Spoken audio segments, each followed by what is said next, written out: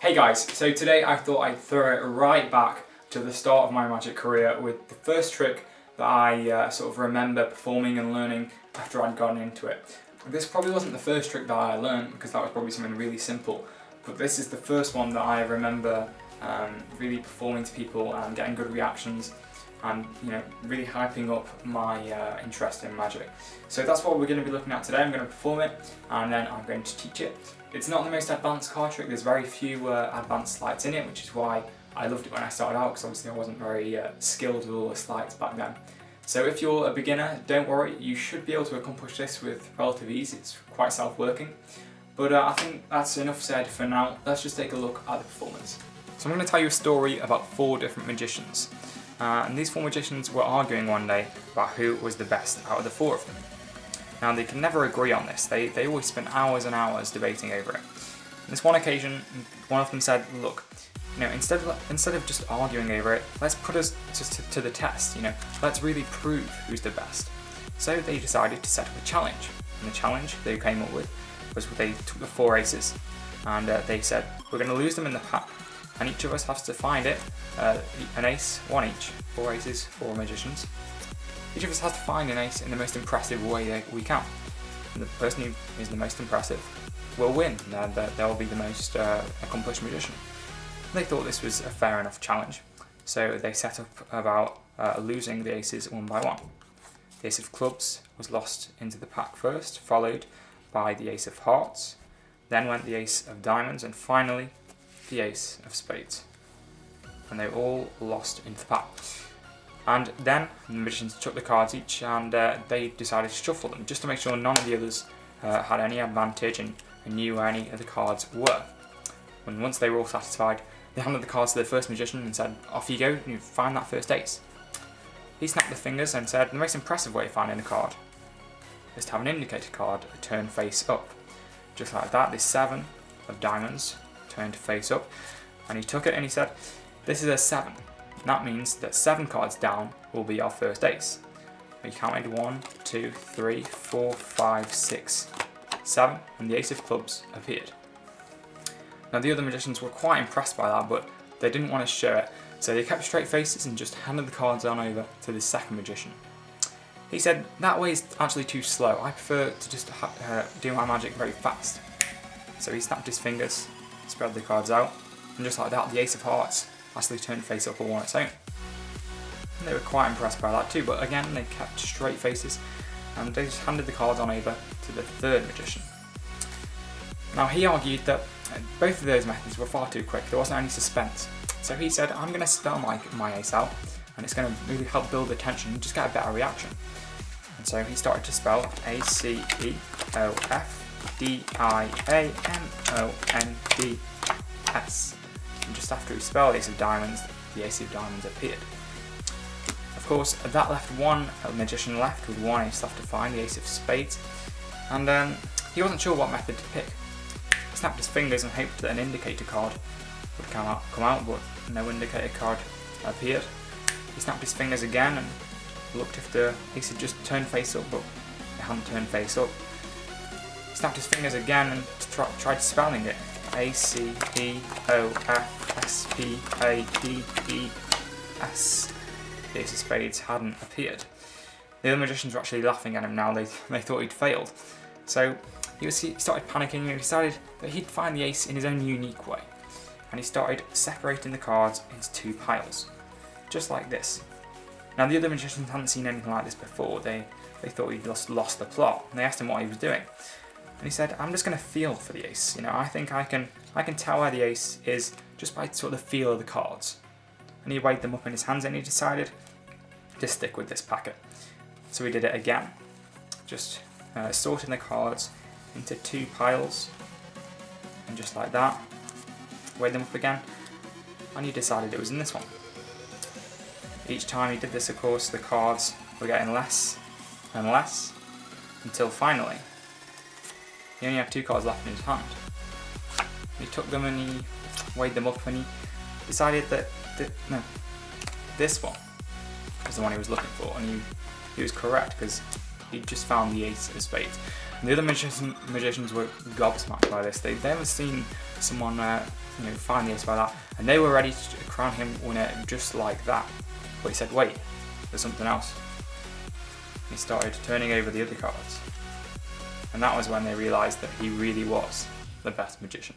So that was the effect we're going to be learning today, guys. The first one I can remember learning myself. If you're wondering where I found it, I must give credit to MissMag822, who has a fantastic YouTube channel and website, which is thecardtrickteacher.com. It's where I first discovered card magic.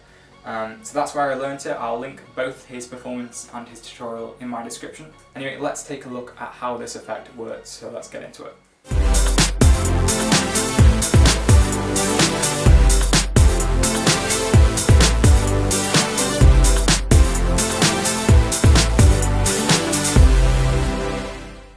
Let's jump right into how to set up this effect then, because there's a little bit of setup we need to do before we start performing it. So if you know you're going to go out and do this trick, you can either go out with it all set up in the card case, so you're ready to go immediately, or if you see someone and you suddenly think you want to do it, I would just advise heading to the bathroom, 30 seconds, this can easily be set up. So to set it up, you take the deck should be face up, and you need to find the king, queen, jack and 10 of spades.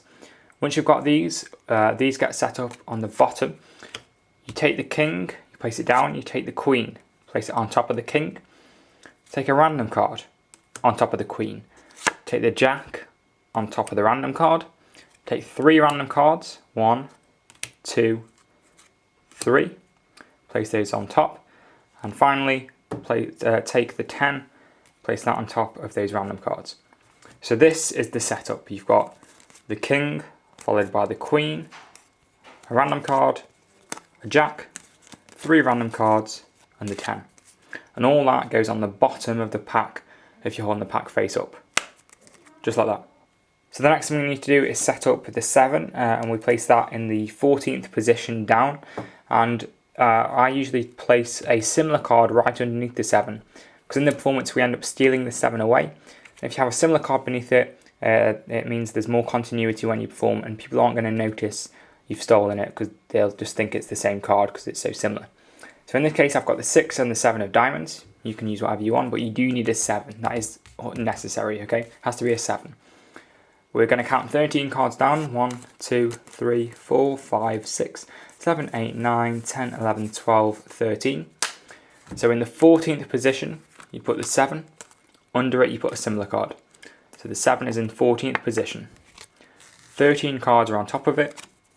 We have our setup with the king, queen, jack and 10 on the bottom. I have my 4 aces out, and the order is quite important.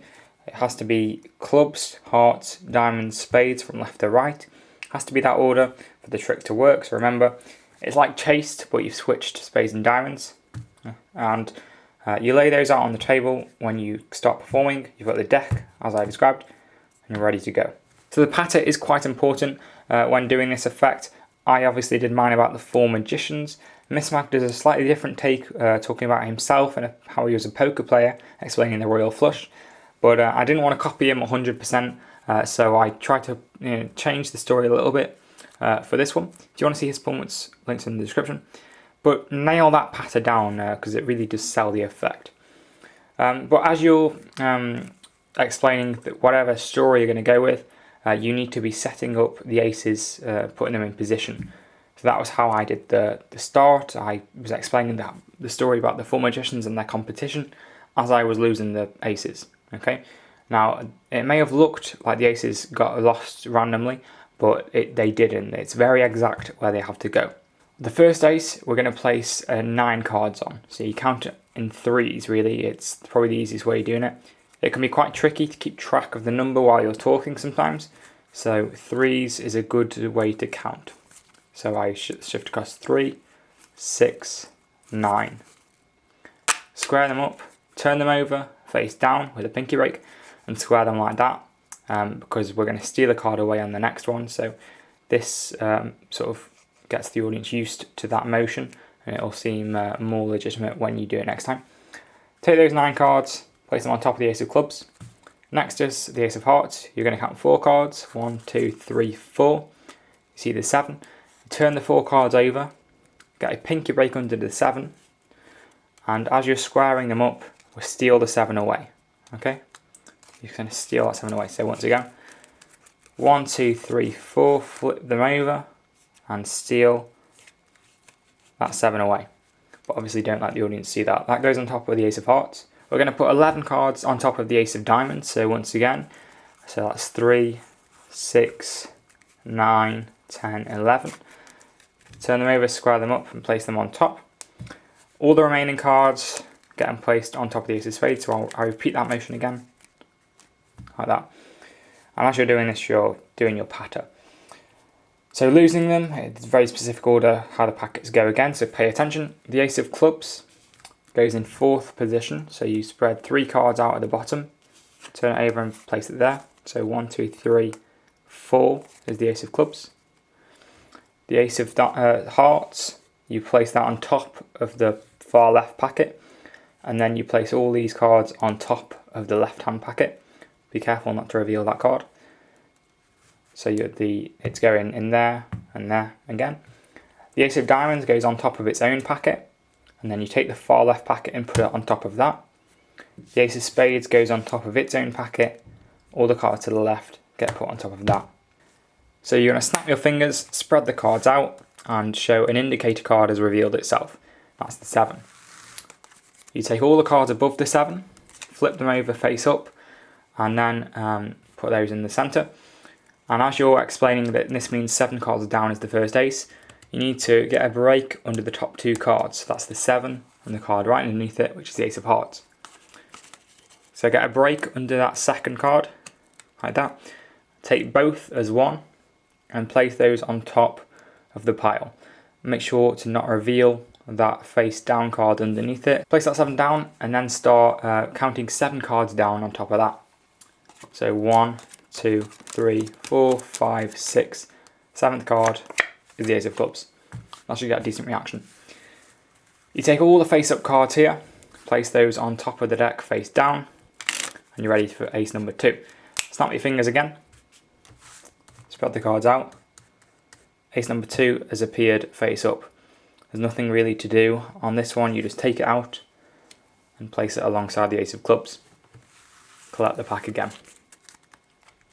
Now at this point there's something very important you have to remember to do.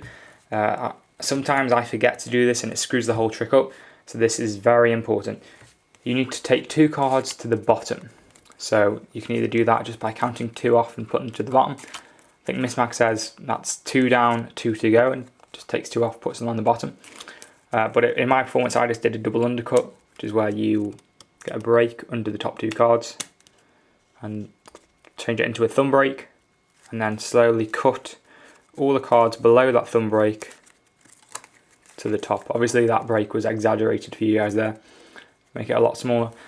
But you just take 2 cards from the top to the bottom, and this will help. This makes the spelling, it makes that work now. So you explain you're on the 3rd magician, and you start spelling out the ace of diamonds. So A, C, E, O, F, D, I, A, M, O, N, D, S. The ace of diamonds appears. These cards, don't place them back on top of the pack, just place them off to the side, face down, like that. And now you're on the last ace, you're nearly there. Usually I just spread them out, there's no indicator card, spread them out, it hasn't turned face up. Then spell ace of spades, spell ace of spades, A, C, E, O, F, S, P, A, D, E, S. It doesn't appear. Take all these cards, face down on top of that pile of spelt cards. So all these cards have been spelled out down here. Keep them down there. Now all these cards left in your hand are the stacked pack to do the ace of spades thing. The ace of spades is right here. Okay, so all the time, all you need to remember is when you're jogging the cards like this, keep track of which, just keep taking the pack that has the ace of spades, right? And that's how it works out. So what I did is I jogged down, in-jogged the ace of spades, and then you out-jog the next card, in-jog the card after that, out-jog, in-jog, out-jog, in-jog, out-jog. And you just keep doing that. make sure that it's very clear which card's which. So once you've done that for this entire packet, you take the cards, you separate them. So I just swivel them apart. The ace of spades is in this pack, so I know I've got to keep hold of this one. And you take the packet which doesn't have the ace of spades, and you just place it alongside the face down cards down here. Now you're going to repeat it. In jog, out jog, in jog, out jog. All the way like that. Ace of spades is here, so I know I've got to take that packet. Pretend to weigh them up a bit, try and decide which one's which, and you take the packet which is not the ace of spades, place it alongside. Now what you can do just to throw people off is, instead of in jogging the ace, out jog it, and that makes it look like you take a different packet each time. Just remember, always take the packet with the ace of spades. That goes down there, and then this is the last one. So you should have 2 cards left in your hand. The ace of spades is on top and a different card below it. Try and act like you're trying to decide which one's which, and then take the card which isn't the ace, place it on the far right packet, and then reveal you found the ace. Place this on face up on top of the right hand side packet. Allow for the reaction, and then you can reveal one by one these cards on top. If you've done it all right and you've remembered all the steps, you'll have a royal flush in spades as a kicker ending to finish it off. Alright then guys, that's going to be all for today's video. If you did enjoy it, don't forget to leave a like, favourite, comment and subscribe. If you want to keep up to date with what's going on my channel, make sure to check out my Twitter and Instagram accounts. Links are in the description. And if you haven't headed over to my website, completedeception.co.uk, links are in the description. You can find loads of exclusive content on there, including blog posts where I'm talking about giving tips for performances. All my videos are categorised nice and easily so you can jump to whatever you want to see. And if you're a creator yourself, you can submit your own content to be featured over there easily on the community. So head over there. But if you haven't subscribed to the channel, make sure to hit that big button. If you want to see some more of my content, you can see it on screen now. But pretty much that's all I've got to say, guys. So as always, this has been Complete Deception, and I'll see you later.